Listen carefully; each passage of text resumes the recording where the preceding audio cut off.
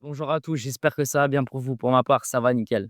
50% de possession, une paille, une karaté, un but en prolongation, une finale absolument folle. Aujourd'hui, on va analyser comment le Sénégal a fait pour remporter cette deuxième CAN en 4 ans, dans une rencontre pourtant très fermée. Générique. Oh,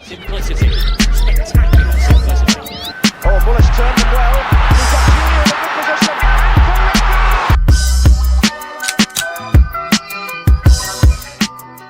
En première mi-temps, la relance des Sénégalais va s'organiser autour de deux défenseurs centraux, Mamadou Sarr et Niakate, et du milieu défensif Idrissa Gueye. Alors pourquoi la relance est si importante? Eh bien parce que les Sénégalais vont attirer le pressing marocain, ouvrir les brèches pour accéder directement à la profondeur. Ici, les Sénégalais vont temporiser avec le ballon pour attendre le déclenchement du pressing marocain. L'objectif des Sénégalais sera alors de trouver un joueur entre les lignes marocaines pour par la suite attaquer la profondeur. Avec le pressing attiré, les Marocains vont se déplacer et Pape Gueye va pouvoir se replacer libre entre les lignes.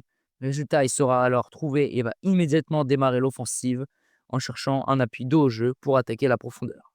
Même démarche ici où les défenseurs centraux vont temporiser en attendant l'ouverture.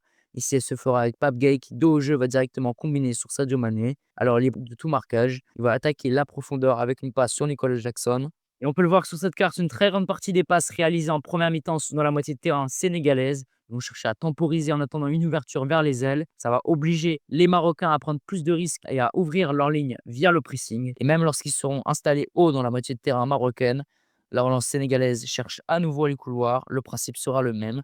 Temporiser et attendre l'ouverture. Une ouverture qui se fera grâce au décrochage de Nicolas Jackson, qui va attirer dans sa course Brahim Diaz, ce qui aura pour effet d'ouvrir le couloir gauche pour Sadio Mané et d'éliminer la pression marocaine. Pour neutraliser les offensives marocaines, les Sénégalais vont opter pour la fermeture des ailes, en particulier l'aile gauche. Pourquoi? Parce que c'est tout simplement la zone privilégiée des attaques marocaines, avec Brahim Diaz et Achraf Hakimi présents sur cette aile. Les Sénégalais vont chercher systématiquement à avoir la supériorité numérique, avec ici une présence de 5 Sénégalais contre 4 Marocains sur le couloir gauche. Et même lorsque les Marocains trouvent une solution entre les lignes, les Sénégalais vont directement refermer grâce à leur supériorité en nombre. Résultat, les Marocains vont se retrouver obligés de jouer en retrait, la progression vers l'avant étant impossible. Le Maroc va alors chercher de contourner le problème en renversant le jeu sur l'aile opposée, mais avec les retours défensifs des ailiers comme Ndiaye, les Sénégalais gardent une couverture défensive et retardent au maximum l'offensive en attendant que le reste du bloc referme la surface de réparation. À nouveau ici, où les Marocains se retrouvent bloqués sur l'aile gauche, qui empêche la progression vers l'avant pour les Marocains, qui vont alors à nouveau renverser le jeu avec El Khanous. Et même si le renversement du jeu pourrait pas être la solution, les Sénégalais vont de nouveau réussir à garder une couverture en 2 contre 1 avec Ndiaye qui descend et Diouf placé plus en retrait. Il va avoir comme objectif de retarder au maximum la progression des Alzouli pour permettre au reste du bloc de se replacer dans la surface de réparation. Et résultat, si au départ les Marocains avaient un boulevard pour progresser, la surface de réparation va être complètement refermée. Et dans une situation de 6 contre 1, ce qui va permettre de bloquer l'entrée de la zone de vérité. Et c'est justement en refermant cette aile et en obligeant les Marocains à jouer sur une aile où la progression sera forcément moins efficace que les Sénégalais vont faire la différence en refermant derrière leur surface de réparation, ce qui a neutralisé les Marocains dans leur tentative offensive. Si les Sénégalais ont bien refermé l'aile gauche et de nombreuses récupérations ont pu être réalisées sur cette zone du terrain, elles vont être directement exploitées dans le plan de jeu de Pape Thiaw. C'est ce qu'on va voir dès maintenant. Et oui, parce qu'avec la présence très importante des Marocains sur l'aile gauche, l'objectif des Sénégalais va alors être de ressortir le ballon rapidement et d'attaquer directement la profondeur. Ici, le Sénégal joue la touche sur l'aile. Les Marocains, pour récupérer le ballon, vont alors être en surnombre en plaçant 6 joueurs sur le couloir gauche contre 4 Sénégalais. Et si sur le papier, ce surnombre est un avantage, les Sénégalais vont en réalité l'exploiter grâce à un contre-pressing et le jeu dans les petits espaces va leur permettre de faire ressortir le ballon directement sur l'aile opposée. Résultat, la profondeur sur la droite va directement être attaquée avec Iliman Ndiaye, ici sans aucun vis-à-vis, qui va finalement pas trouver le chemin défilé avec un arrêt décisif de Bono. Mais même lorsque les Marocains jouent dans l'axe, les Sénégalais chercheront toujours à récupérer le ballon en gardant une présence numérique supérieure. Comme ici en fin de première mi-temps où le Maroc a un bloc bien installé dans la moitié de terrain sénégalaise. Le Sénégal s'installe alors en 5-3-2, une formation très défensive qui, pour récupérer le ballon, va chercher à couper les solutions de passe marocaines vers l'avant. Les Sénégalais vont alors intercepter le ballon et peuvent profiter de la présence marocaine importante dans leur surface, avec seulement 2 défenseurs en couverture. Résultat, une transition rapide qui a mené directement à une grosse occasion pour les Sénégalais.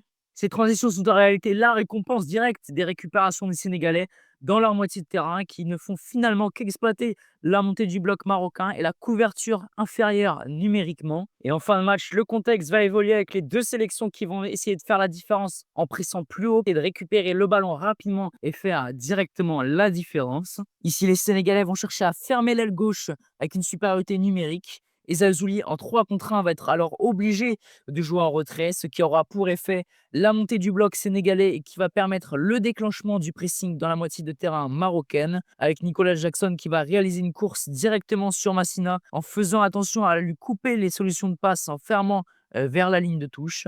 Résultat, Massina va se retrouver bloqué et sera obligé de jouer long pour éviter la récupération. Si dans cette phase de pressing, on peut observer quelque chose, c'est que les Sénégalais restent très prudents en n'engageant que 5 joueurs dans la moitié de terrain marocaine, ce qui permet de garder toujours une présence importante en couverture. Sur cette fin de match, les Sénégalais resteront pragmatiques en évitant les situations dangereuses où le bloc pourrait se déstabiliser. Ici, les Marocains vont tenter de récupérer le ballon haut dans la moitié sénégalaise, comme ici sur une relance.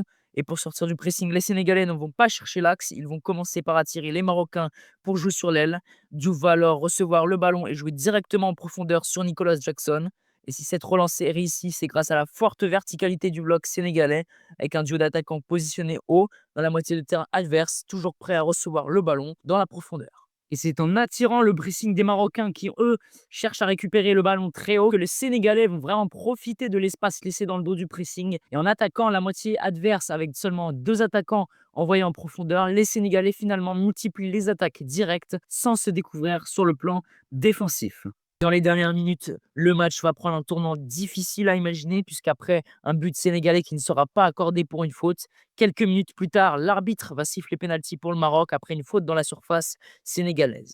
Après un quart d'heure de discussion et les Sénégalais qui étaient rentrés au vestiaire, le pénalty va être tiré avec Brahim Diaz qui aurait pu faire remporter au Maroc son 2e titre de champion d'Afrique, va complètement rater sa panenka et relancer le match avant le début des prolongations. Les Sénégalais vont être relancés mentalement et vont démarrer très fort la prolongation parce qu'alors qu'ils étaient placés dans leur moitié de terrain, ils vont refermer l'axe et presser dans un seul objectif, profiter de la présence haute des Marocains et des espaces laissés dans leur dos.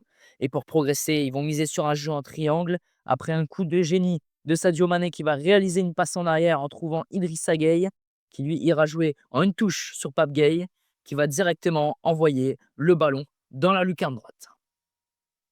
Si cette finale était particulièrement fermée et qu'aucune des 2 équipes n'a dominé complètement dans le jeu, la différence a vraiment été faite sur les moindres ouvertures qu'a offert chacun des adversaires et que ce soit avec comme sans ballon, les Sénégalais ont toujours cherché à garder un équilibre sans laisser d'espace ouvert et ce plan de jeu finalement très pragmatique, ajouté à ça une fin de match folle où l'aspect mental a clairement joué une partie importante. Les Sénégalais vont réussir à décrocher une seconde CAN en 4 ans et ça nous donne aussi un avant-goût de la Coupe du Monde particulièrement intéressante avec l'équipe de France qui affrontera le Sénégal dès les phases de poule. Et enfin, un mot sur l'équipe marocaine qui aura réalisé malgré tout un match solide, mais qui n'a pas réussi à aller à bout avec ce pénalty manqué. Ce sera cependant une équipe clairement à suivre qui pourra profiter de cette finale perdue pour gagner en expérience et en maturité en vue du mondial qui aura lieu dans quelques mois maintenant. En tout cas, si vous avez aimé cette analyse, n'hésitez pas à liker, partager et vous abonner pour soutenir la chaîne.